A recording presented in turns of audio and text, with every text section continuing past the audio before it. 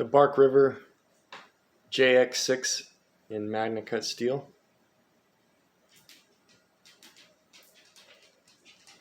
This was a pre-order I did with them. It's a black Canvas Micarta Scales, hollow pins, and blue liners. That's how I like to order my Bark Rivers when I do a pre-order.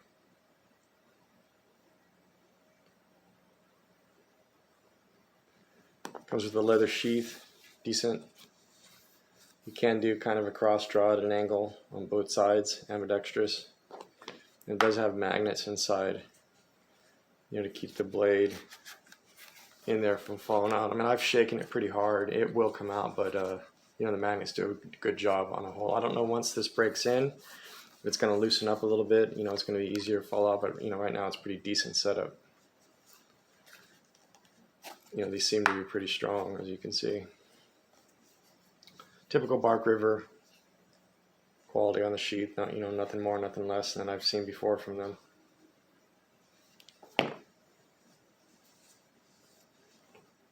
This is the first, I think, Magnacut besides the mule fixed blade that I've got. I like this EDC style fixed blade. I'm always drawn to this size. It's just perfect size in my opinion for doing everything that you need. I can get more work done with a smaller knife like this than I can with any larger knife. That's debatable on what people talk about, but it's always a personal preference.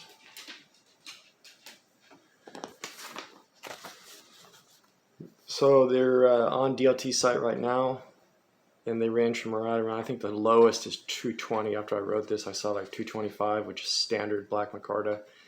This one has the blue liners on it. That was 239, but 225 all the way up to 350, depending on the scale options. They range all over the board. Shows the magnets in the sheath, the length, overall length, blade thickness, handle thickness, and the Magnacut steel 4 ounces. So when you compare it to my favorites, this is still my favorite fixed blade so far. It is a tiny bit bigger. But when you look at the actual handle, it's all blade there, because the handle is just about the same size. And with this just being a little thicker and having the palm swell, depending on how this geometry holds up, looks like it's a tiny bit tad thicker blade stock, but really close.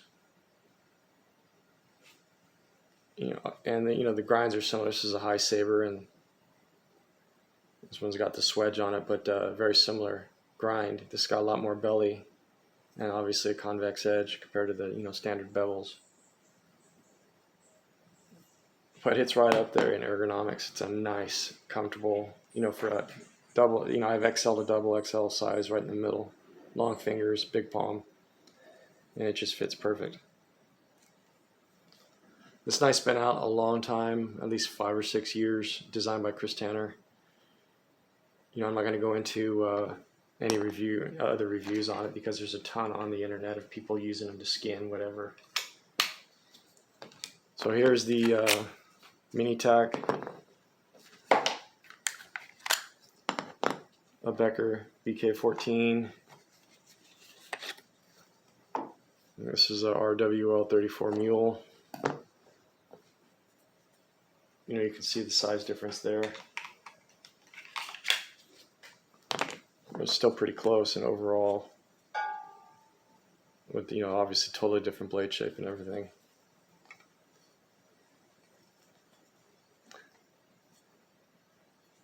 I still haven't gotten around to trying to customize some of these. I think I'm going to cut this tang off on the mule, but some of them I've been using in the kitchen. The Spy 27. These are great little utility knives. So these are available right now.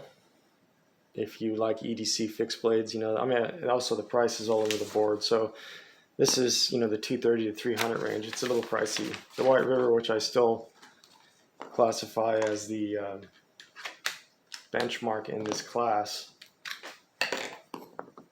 it used to be $119 when I bought it, but now it's $149. With inflation, whatever, cost of living, Most of the sites were $149, $150. That's still, you know, almost $80 cheaper just in the standard configuration. It comes with the Kydex sheath. You know, you can do horizontal or vertical carry.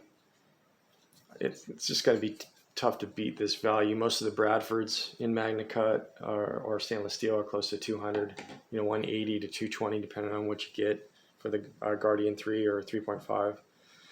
So this is at the upper range for sure. You know, this is what the Zula scales on. I think this was 40, 50 bucks with the scales were 15. So, and this is I think $34. I still have to do a review on this. I bought 2 of these and I've been using the one to cut cardboard in the garage, and it's an amazing little knife.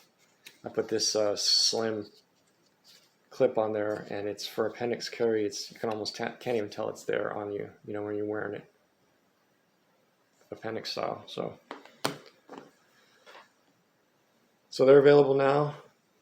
The Bark River JX6 in Magnacut steel. I'm not quite sure. I haven't seen any reviews on how they heat treated their Magnacut. But at least this Bark River is sharp out of the box. It's got some grind issues here where you can see they wavered on the belt, but I mean, all in all, this edge is pretty decent. The tip's a little bit blunt.